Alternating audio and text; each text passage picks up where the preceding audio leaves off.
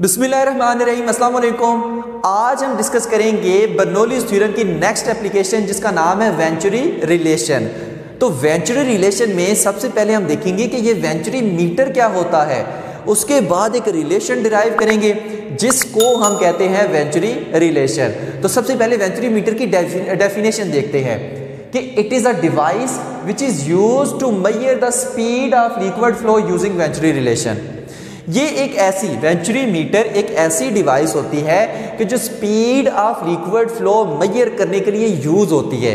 मतलब अगर हमें किसी पॉइंट पर स्पीड ऑफ लिक्विड फ्लो देखनी है, स्पीड ऑफ लिक्विड देखनी है कि कितनी स्पीड से वो फ्लो कर रहा है, तो उसके लिए हम यूज करते हैं वेंचुरी मीटर।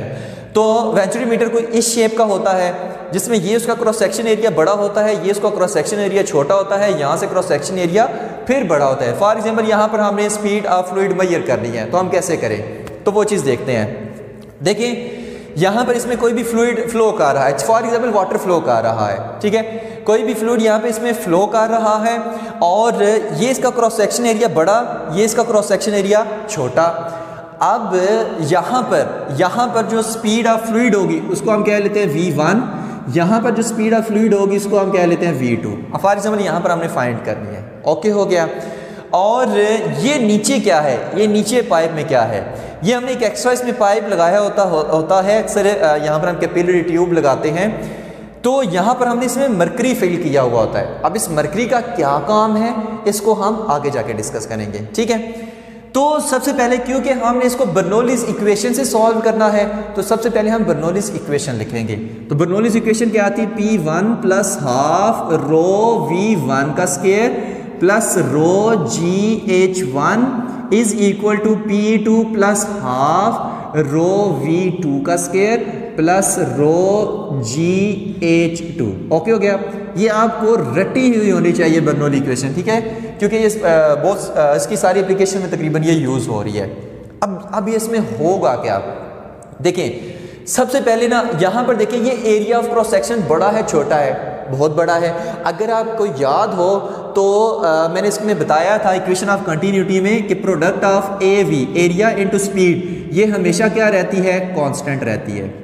ये हमेशा क्या रहती है, कांस्टेंट रहती है। और एरिया इन्वर्सली प्रोपोर्शनल है स्पीड के, यानी जहां पर भी स्पीड ऑफ फ्लूइड ज़्यादा होगी वहां पर जहां पर एरिया ऑफ क्रॉस सेक्शन ज़्यादा होगा वहां पर स्पीड ऑफ फ्लूइड कम हो जाएगी, ठीक है।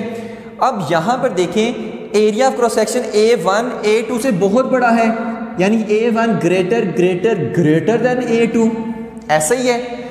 तो यहां पर जो स्पीड ऑफ फ्लूइड है वो बहुत कम नहीं होगी, एरिया बहुत बड़ा, स्पीड ऑफ फ्लूइड बहुत कम, तो V1 और यहाँ पर स्पीड ऑफ फ्लूइड बहुत ज़्यादा होगी क्योंकि एरिया ऑफ क्रॉस सेक्शन बहुत छोटा है। तो आप लिख सकते हैं कि V1 very less than V2, कि यहाँ पर जो स्पीड ऑफ फ्लूइड होगी वो बहुत कम होगी एज कंपेयर टू V2 यहाँ के। तो फिर क्या मैं लिख सकता हूँ कि V1 जो है वो नियरली अप्रोचेस टू 0 है, ऐसे ही है। यानी ये V1 स्पीड इतनी कम होती है कि हम इसको निगलेक्ट कर देते हैं, तो V1 नियरली अप्रोचेस टू 0 लिख लेते हैं, ओके हो गया। अच्छा, इसको जब हम 0 लिख लेते हैं तो आपने यहाँ पर हम कंडीशंस लिख रहे हैं, कंडीशंस हम लिख रहे हैं यहाँ पे कंडीशन, पहली कंडीशन है कि V1 is equal to 0, okay. पहला हम ये पुट करेंगे। अब हाइट का चक्कर आता है, यहाँ फॉर एग्जाम्पल ग्राउंड है और ग्राउंड से जितनी इस पॉइंट की हाइट है उतनी ही इस पॉइंट की हाइट है। हमने कंसीडर इस तरह कर लिया कि जितनी इस पॉइंट की हाइट है उतनी ही इस पॉइंट की हाइट है।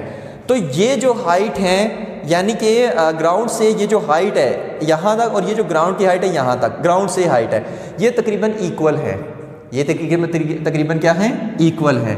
तो हम यहाँ पर भी लिख सकते हैं H1 is equal to H2 is equal to H, सही है। ग्राउंड एंड लेवल पड़ा होता है ना, हम कहते हैं ग्राउंड से इनकी हाइट इक्वल है क्योंकि इन दो पॉइंट्स पर हम फाइंड कर रहे हैं, यहाँ पर और यहाँ पर, तो तकरीबन ये ग्राउंड से इक्वल हाइट पे है, ओके हो गया। तो H हो गया। अब यहाँ पर ना इसी चीज़ को सारी को पुट कर दें, ठीक है। तो P1 इसको तो नहीं मैंने छेड़ा, प्लस इसका भी बताते हैं ये P1 और P2 ये प्रेशर कहाँ पर है, बस 1/2 रो V1 स्क्वायर।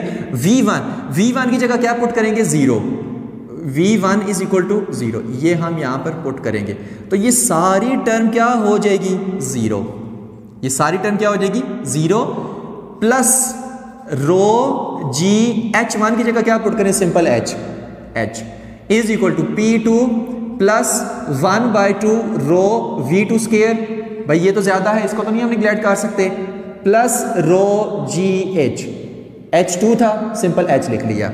अब ये रो जी एच, ये रो जी एच, ये रो जी एच जब यहां पर आएगा तो माइनस हो जाएगा, तो row G H minus row G H 0 हो गया, तो हम यहां पे इसको काट रहे हैं। आंसर यहां पर कितना आया P1 minus P2 is equal to, P2 इधर आके माइनस हो जाएगा ना, तो पीछे क्या बचा 1/2 रो V2 स्क्वायर।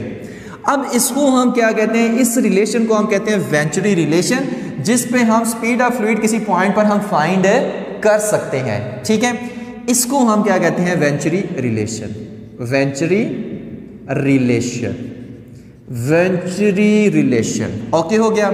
यहां से अगर मैं V2 को फाइंड करना चाहूं तो मैं कैसे कर सकता हूं, V2 इज इक्वल टू 2 इधर आके मल्टीप्लाई हो जाएगा P1 माइनस P2 यहां पर 2 और रो नीचे आके इधर डिवाइड हो जाएगा और ऊपर ऐसे स्क्वायर रूट आ जाएगा। ओके हो गया। तो यहां से मैं स्पीड ऑफ फ्लूइड फाइंड कर सकता हूं। ओके हो गया।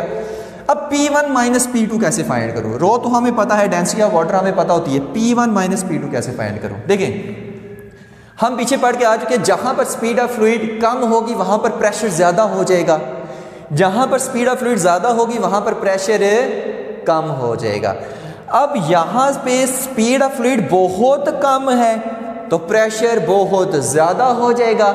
जब प्रेशर बहुत ज्यादा होगा तो ये क्या करेगा, मरकरी को, ये जो हमने red colour mercury for example डाला है, मैंने इसको कलर एक दे दिया है, ये मरकरी को नीचे की तरफ धकेलेगा, मरकरी को क्या करेगा नीचे की तरफ धकेलेगा और यहां से मरकरी ऐसे नीचे हो जाएगा और यहां से ऊपर हो जाएगा, यहां से धक्का पड़ा, यहां से थोड़ा सा ऊपर हो गया।